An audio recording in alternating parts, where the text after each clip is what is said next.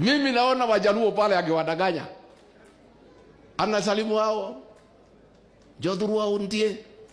Jodhurua umo. Nyinyi Wajaluo, ulizeni sisi. Alikuwa hapa. Niliona juzi huko wanajifundisha kupika samaki ndio Wajaluo wampende. Hapa alikuwa amejua mpaka kutengeneza mutura. This man is a conman.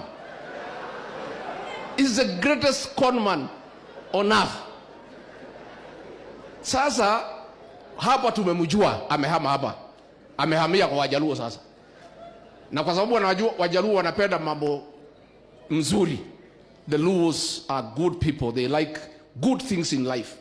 Ndio wamepeleka maneno ya Singapore. Because Wajaluo wakisikia Singapore wanasema hiyo ni sawa. Sisi alitudanganya na mambo ya hii ya bottom up. Because sisi ni watu ya chini chini. Hatuna mambo kubwa kama Wajaluo.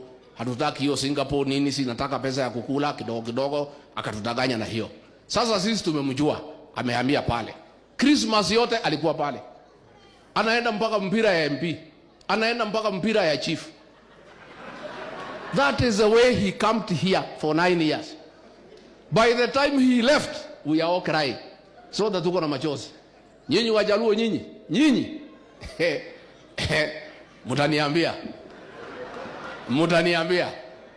By the time he is through with you, kama sisi tulimpatia 4 million votes. Ametuacha, ametusaliti, anatuhangaisha. Nyinyi yenu ni milioni 2. Mkimpatia akishaingia mtaona yeye tena. So hapa kwetu amejua. Tumeamua Bwana Sifuna. Labda nyinyi mtuangusha watu ya Western. Lakini anafanya vile Moi alifanya. In 1992 Moi was cornered. Hangepata pahali ya kupitia. Hasa hii mlima ilikuwa imeamua ataenda nyumbani.